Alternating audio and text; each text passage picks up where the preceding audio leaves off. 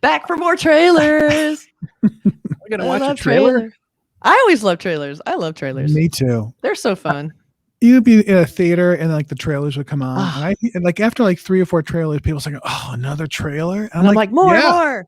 Give me more. Give me 20. Yeah. I remember going to the drive-in and seeing the trailers at the drive-in, and for some reason that was better because we had a total grindhouse drive-in in the town I grew up in, small town, and they used to they'd show the Hammer films and the like screaming bloody horror kind of films and Cry of the Banshee and all these, the bloody grindhouse movies, and you go there and the trailers they would show were trailers for other films like that, and they were always so sketchy. You felt like you were watching something nasty and deeply evil. Yeah, it's so true. And it had that the music, that we have in the end credits. This.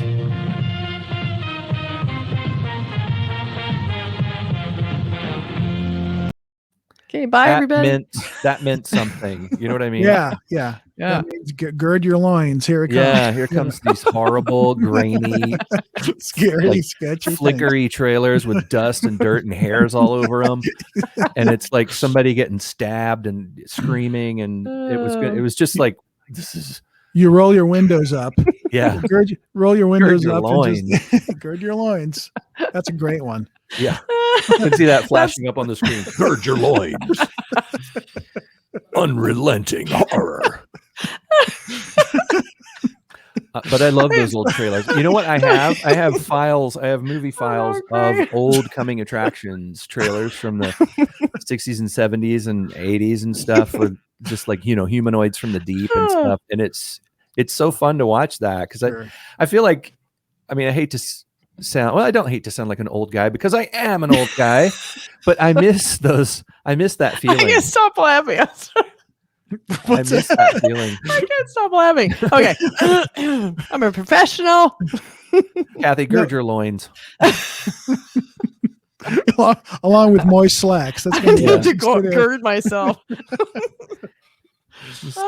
Give Kathy a moment and tell everyone to like, subscribe, and comment. There, that sobered me up. I don't know why I'm laughing so much because this does not look like a funny movie at all. No. This one is the latest film from British filmmaker Ben Wheatley. It's called In the Earth, and it's available now. Watch, I think. All right, let's do it. Let's check out the trailer. Let's do it. All right.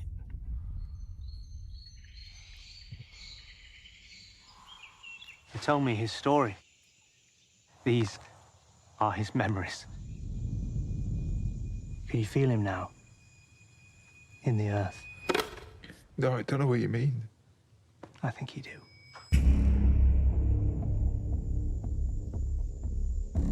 So what are you working on? Searching ways of making crops more efficient. Funny place to study crops in a forest.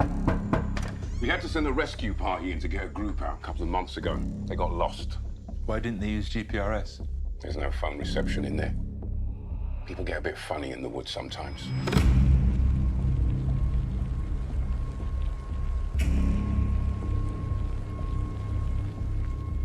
You worried she's going to get you?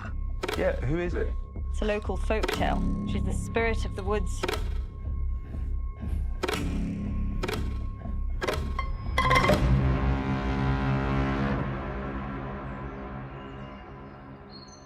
Wake up.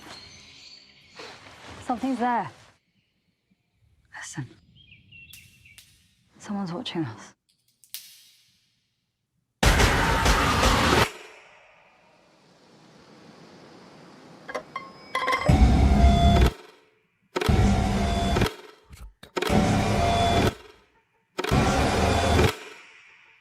I saw something in the woods. It wants to talk.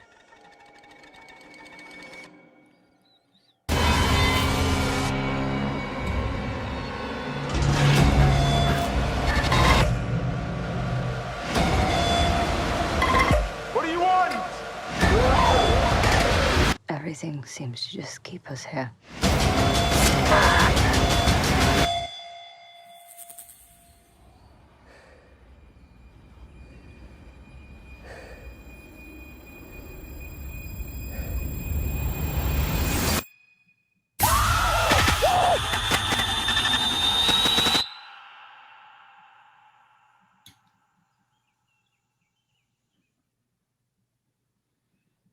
Okay. Wow. All It right. looks actually like a Beware. film that is probably better than the trailer. I have a feeling. I have a feeling that the trailer was doing all those A lot of heavy lifting. Yeah. Yeah. But Yeah. I think it seems like a cool movie. I mean, I like the actors. I Yeah. like the vibe of their style of acting. Yeah. And when you put character, I think they seem like people, like real people Yeah. going into the wood. And it's like, if you do that right, it's, and if you don't You're have there too with many, them. yeah. Yeah, that's what like Blair Witch Project. When Yeah. you go when you're on the camping trip with them, if you feel like these are your friends or these are people you can hang out with, then it can become intense. Yeah. So I think they really kind of amped up all the the shock. Yeah, they had those edits little and the sound effects. Yeah. That probably not what that Ben Wheatley's going for. I've heard some people say it's a really hard movie to sit through because it's really just so sort of trippy in a way. So you get a sense of that a little bit, but why now when you say hard to sit through, this is the actual film, right? Why would that being trippy make it hard to sit through? Is it like just too obtuse? I think and it's hard to get it's into, one of or- those what I've heard is either people really love it and get or really hate it. It's one of those one or the other kind of films. I usually So- like those movies that everyone I hates. do It seems a bit like a trippy kind of thing. Like I think they were trying to do it with Annihilation, with the I was idea of, thinking that you're too. you're stepping into, and Mhm. also the whole trippy thing with where they did it with, what that movie Mandy, and then what was the other Nicolas Cage movie, the Color Out of Space, and things like that, where the horror manifests as a psychedelic kind of influence. Yeah. And it seems like maybe this has got some of that. But that's, I mean, if you do it right, that's in a way, some of the best horror films are sort of disorienting in a kind of psychedelic way. Like I always think about Wicker Man or something where you kind of in this dream-like place. And am I really seeing these people doing that? Is that really happening? Or again, we bring up Ari Aster's films, like, Yes. Midsummer is a great recent example of that sort of like, I'm on drugs. This is not happening. The people are like, am I seeing this? Yeah.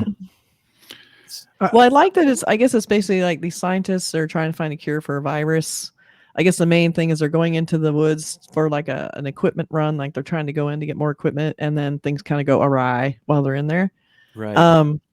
I think that, like you said, I think the Annihilation, it feels like there's probably like this weird bubble of influence. It's like Annihilation. Which itself is based on a really great Tarkovsky movie that I think everyone needs to see. Yeah. Called Stalker. Okay. Yeah. Which so you might as well say what it is. I know. I forgot to say the name of the film. Because I can't spell the name of the director. Tarkovsky. Tarkovsky. But he also did I like Solaris, which is also hallucinogenic. Yeah, really slow Psychedelic. Russian movies. But I like the idea of environmental horror also, which is sort of seems like that. Like I like the way I mean, I'm not even sure what this movie is about, but I love the idea of nature kind of fighting back and however it can. Right. Because humans, when you think about it, are really vulnerable. You can mess with like hearing, you can mess with like smell, there's a lot of vulnerabilities we have that nature could unleash, let alone little tiny microbes virus. that can make you sick. Yeah. I mean, we almost getting wiped out by a teeny tiny little virus. So I love that idea because it's sort of like nature trying to take hold. And I like when you go into these into these forests or these kind of movies, your sense of direction, your sense of where you are, you can lose that, and then you're really screwed. And that's what Blair Witch did so great. You really couldn't leave, for whatever reason. So I think plus upside down A's and back bars are scary. Way overkill on that, guys. Trailer guys, come on. That trick was way overboard on that. Like you pick, first of all the letter, it didn't matter who the letter was. Like it was a yes, and then it was an A, and then some were upside down, some were sideways. It was too much. So just saying, trailer people, little goes a long way. Right. Yeah. The whole time I'm trying to read it, like the R's backwards on horror, like what? But I did like the one shot that they showed a teeny bit of where the woman in the red outfit, I think it was probably the woman, getting spun around. And I loved the camera POV. Like normally you see people spinning around, whatever, whenever people were spinning around. But I love they had the static shot you could see of the red hood or something, and it was kind of still, but everything else was moving. It was a very trippy looking effect. And I guess they shot this during the pandemic, so it's got this kind of spare, weird vibe to it, and it's super low budget. So I'm all for supporting films like this. And it's about a virus too, right? I mean, Yeah. it's something. I mean, there is a virus. I wonder if they're calling Yeah. it COVID-19 or something, or if it's a Yeah. different Maybe too close virus. to home. But you know, the horror in the virus, when you were just saying that it's like we're being threatened by a tiny microscopic little microbe. On top of that, it's not just that we're being threatened by. We're being threatened by the human beings who have been conned into thinking that little microbe is fake or not anything to fear. So there could be, I don't know if there's any elements like that in this film, but that to me is a potent place to find horror, you know, because it's not just it's that horror movie element where you've got the people who are saying, look, don't let the alien in the airlock, keep it outside, because if you let it in, something bad's going to happen. And then somebody outside bypasses the code and opens the door and it's like, you know, and then the rest of the movie, the people who didn't trust the scientist are being threatened by a horrible monster that's killing them one by one, which is what happened with the tiny virus that threatened humanity recently. So maybe that's an element of the story as well. I bet you it is. My sense is that there's more to it in there. It's not just a virus. It is the virus that we're all dealing with, you know. What I think is kind of funny too, when you were talking about like, you know, being afraid, you know, or not being afraid, you know, we can't see the virus. So a lot of people want to pretend like it's not real and it doesn't exist because I can't see it. Yet these same people are probably afraid of snakes, which will it's really hard to get hurt by a snake. You got to really be trying hard to get hurt by a snake. Or they're afraid of like, you know, birds or something. It's like, but you can't make them afraid of a deadly virus because they can't see it. So you'll see the same people running away from a snake or a mouse, but yet they'll be like, what virus? Or so I hope that plays into it. They're not afraid of the virus because some cheesy celebrity told them, don't be afraid of the virus. You know, you know, that's the scary thing too, that people can be manipulated so easily. That's another element of horror films that you see. You know, people are like they're trusting and they fall into these traps. Well, and it's just saying, who do you trust? Like, you know, the scientists, the problem with scientists and human beings in general, science doesn't always give you the answers you want. Exactly. It doesn't give you the things you wish for. It doesn't have an easy yes or no or black and white, you know, solution. So I think a lot of people are frustrated with science because it doesn't seem like it's right or wrong or yes and no. It's like a lot of it's like changing all the time. It's evolving. So it's ridiculous for people. Like, oh, well, this guy doesn't know what he's talking about. You know, talking about. Well, things. You know, they've actually done studies, and we're changing. You know, this is how it works. This is how you figure it out. You know, when you see a film that has really good scientists in it and they're portrayed well, I hope maybe they do that with this. Yeah. And I mean, there's a few films that do have scientists in it that are portrayed well. I think I mentioned that. Prometheus. Yeah, Prometheus is the opposite example. Prometheus is the dumbest scientist ever. Yeah. I don't even want to call them scientists. They're so stupid. But you know, just speaking of Prometheus very quickly, I might save this movie for the world because I was thinking about it the other day and I was like, you know what? This movie takes place in the future. What if that is the best they could find? Oh yeah, that's true. These are the smartest scientists we have in the future. Well, that's a great comeback. If if that's the true. case, then that's very scary. Mr. Wayland or whatever his name was, it's like he searched the world over, and these are the scientists that he came up with as the absolute best. In the future, you know, it's sort of idiocracy undertones to Prometheus. Guy Pearce in a rubber, horrible rubber outfit. Oh my god. Yeah. So anyway, I'm definitely looking forward to this movie, and we'll for sure do a review about it. Yes. It looks like the kind of horror film that I like. You know, I can handle these kind of smart things. If they, hopefully. I like science-based horror movies. It's good. So it looks like it's got an element of a witch or something in the woods, like the Blair Witch. It's like, old nature magic. Yeah. We'll see. I think it's going to be good. So we'll check it out. Crossed with Blair Witch. Yeah. And don't forget to like, subscribe, and comment. Hello, we're always right when I'm going to say gong, Jimmy goes, "Here's the gong."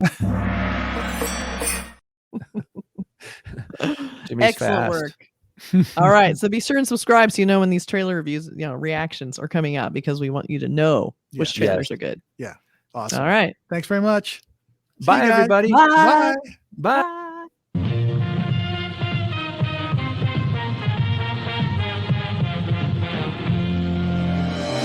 is invaded by indestructible moon monsters.